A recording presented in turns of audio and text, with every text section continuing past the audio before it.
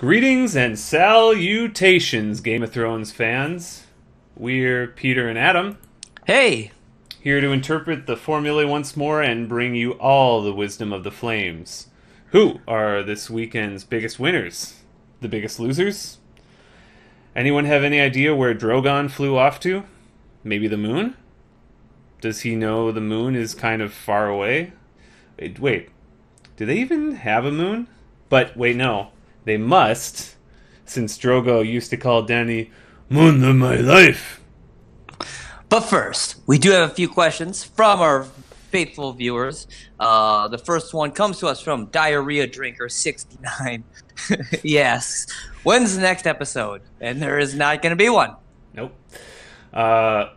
We've got a second question here from Frozen Cum Popsicle Eater, who asks, I think the honorable mentions are getting out of control. Why are there so many lately? The answer to that is not everyone shares your opinion. Stop being so presumptuous. And the Aristocrats asks the question, can I get a recount? And the answer to that is no. All scores are final. Which brings us to our Copper Penny. Last one of the season. The last one. The last Copper Penny. Ever. And the winner of the Copper Penny this week is going to be Drogon. Rawr. He had a great week. He does something with his own brain, which is incredible. Now, was it good? Was it bad? We don't really know. It's hard to say, but we're certainly proud of him anyway. And I would just like to interject real quick. It's a quick correction. He did something with a brain. Yeah. We're not sure whose brain it was. It could have been any brain. But he was certainly acting on account of a brain. Yeah. And whoever's brain that was thought that the Iron Throne would probably look better as an iron rug. Yeah. He skillfully aims his fire just enough away from Jon so he doesn't even get sunburned. That's precision. Smart. I don't think that any of the previous dragons could have done that in any time period ever. I think that they're all just blowing it all up, making it all go to shit. So really, really great precision, great accuracy, something you don't see all that often out of Drogon. Next level. Yep. And he clearly knew that Dany was turning out to be a fucking... And he gives Jon an ocular pat down on the way into the castle, and guess what? He clears him. He clears him. Cleared him. It's good to go. Come on in. Why don't you go talk to Daenerys? It'll be great. I think he might have been in on it. Yeah, I think he was psyched. That would explain a lot of his actions at the end, I think. I mean, honorable. Oh, go ahead. I was just gonna say, killers never act alone, and I think Jon knew he needed an accomplice and probably talked to Drogon off screen. That would explain a lot of things. It would.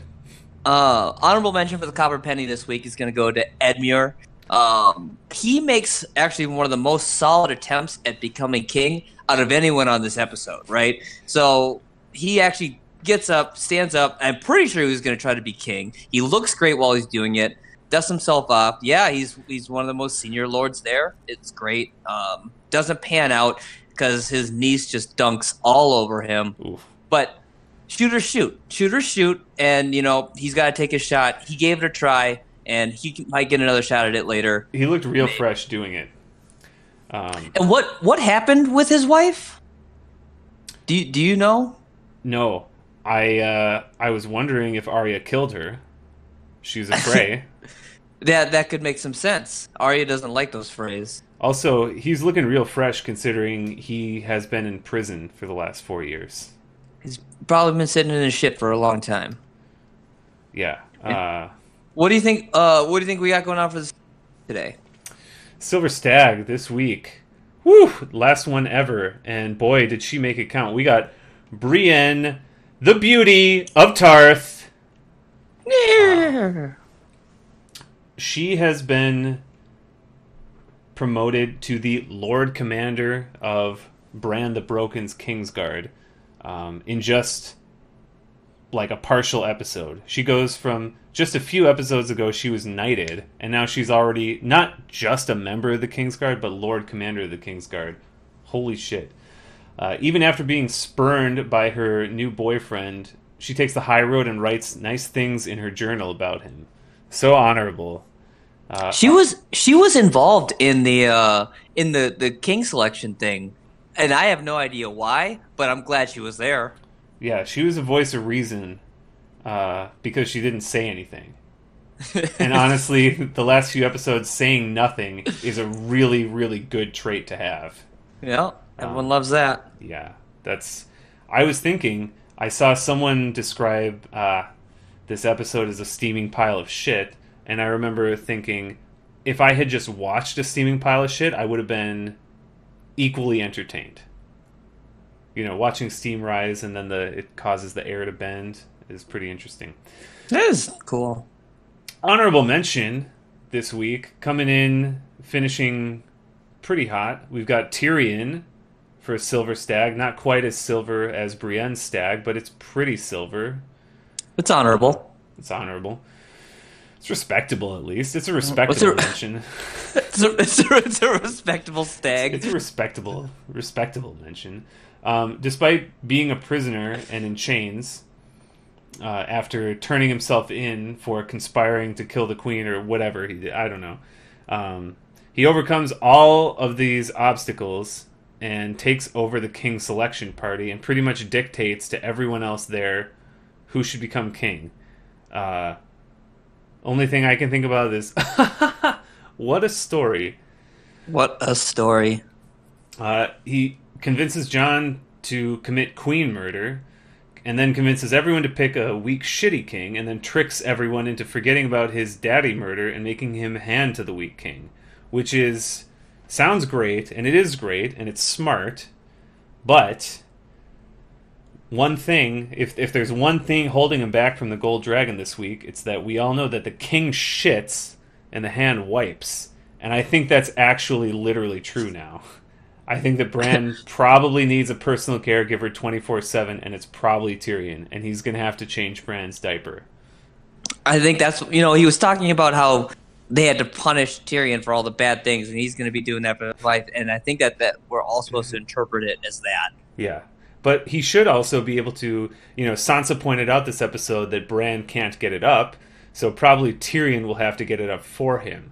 I'll let you use your own imagination on that one. Yeah, go for it. Oh, boy. Let's see. We have a couple nipples. Rapid, dual chamber, nipple, breast fire. Kaboom! Kaboom! Our first one is going to go to Daenerys Targaryen, the breaker of chains, titles. She gets out there, has a great post-war speech, I guess. She doesn't have a microphone, but apparently everyone can hear her. And fairly certain that half her army doesn't know what she's saying. They don't speak Valyrian or anything. Or anything else for that matter. Because they don't talk. They never talk anymore. I've never heard any of those Dothraki say a damn thing. Not since season 1. No, and they were all saying like Akta Mukta. Yep. And our second nipple. Second nipple is obviously Grey Worm, who actually only has one nipple at this point of his own. One interesting thing that he did is he did teleport from killing prisoners of war in cold blood. So he hangs out with Jon there for a couple minutes, and then he decides to teleport to the Red Keep, and then hangs out with Jon again, which was interesting. If he can teleport like that, I'm wondering why he didn't teleport in to save his queen's life. But he saw that Drogon cleared him. Yeah, a lot of faith in Drogon, I guess. But I would. And well placed. He's a copper penny, after all. I would trust a copper penny. Absolutely. But really, Grey Worm is just, and this is saying something, he's by far the worst at politics that this show has ever seen. Like, really bad. He starts the big high council meeting with all the cards. He's got the strongest army. He's got 2 of the keyest prisoners. And at the end, he has literally nothing and has to leave, turn tail, and go to an island where the butterflies are going to kill him. Like, that's so bad. But I want to point out that it actually makes sense. because He's a soldier. He's a soldier, and he's a stupid fuck. He's stupid. And so it's in character for him to be so stupid, and I like that. It's about time to show his real colors, his true colors. Yeah, well, at least something makes sense. You know? Something made sense. Our gold dragon this week. Goes to Jon Snow. Wow, what an episode for Jon. Is that his real name? I don't really know. He's Targaryen. Is it Amon? Rhaegar?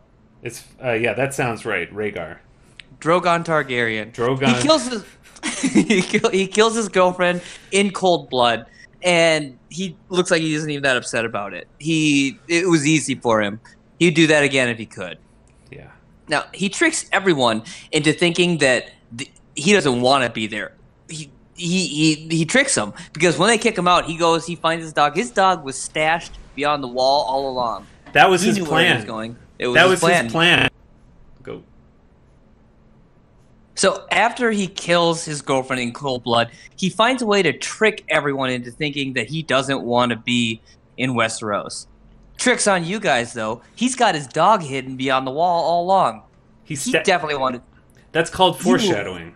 Yeah, and he knew exactly where he wanted to be, and so now he's beyond the wall. He's got his dog, he's got his friend Tormund, and he is just going to kick it until the cows come home. He's going to love it. It's going to be so much fun. And everyone there thinks that they got him good. Yeah, he got them. What morons. They are so dumb. They could probably pick their own stupid king. And now he's the king beyond the wall, which is great. Everyone thinks he's the best king of all time, and now he gets to prove it. Yep. Now, we do have a couple honorable mentions. I don't want it. She's my queen. We have Kit Harington here. Couple honorable mentions for the Gold Dragon go to number 1, Bran. Great day for Bran here. Bran the Broken. Bran the Broken. He is the king. And one could argue that Bran put all of these pieces together with his future sight, past sight, I don't really know. He put them all in the right spot to help himself become king. And you know what? The formula probably thinks that's a big old pile of shit. But that means that's probably what the writers were thinking, so whatever. And our other honorable mention goes to Sansa. She becomes the queen of the North, usurping her bastard brother finally and getting rid of him once and for all. What a great day for her. Yeah, man, she's really come a long way. So now, this is the part that everyone's been waiting for. We have the final results, the final tallies. They're all here. Get hype. Get hype. Get excited. So before, I'm going to fire off the leaderboard, but before I do, I want to mention that the top... Oh, whoops. Let me switch to the right sheet. The top 5 finishers, the top 6 finishers were all within 6 points of each other, where the top prize was at 128 points, and 6th place was at 122 points. What do they say about the cream? The cream really does rhymes to the crop. That's right. So anyway, with no further ado, 3rd place overall goes to Joe.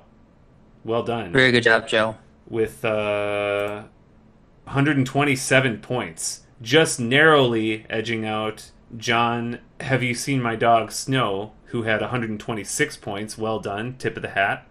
And just behind him with 123 and 122 points were Jeff, Breaker of Marks and Bones, Trosvig, and Jason Caden. Great seasons from both of them. But 3rd place claimed by Joe. 2nd place goes to... Oh, wait! 2nd place and 1st place, there's a tie. They tied. It's a tie. Unbelievable. It turns out 3rd place was the easiest to... More on that later. Yes, more on that later.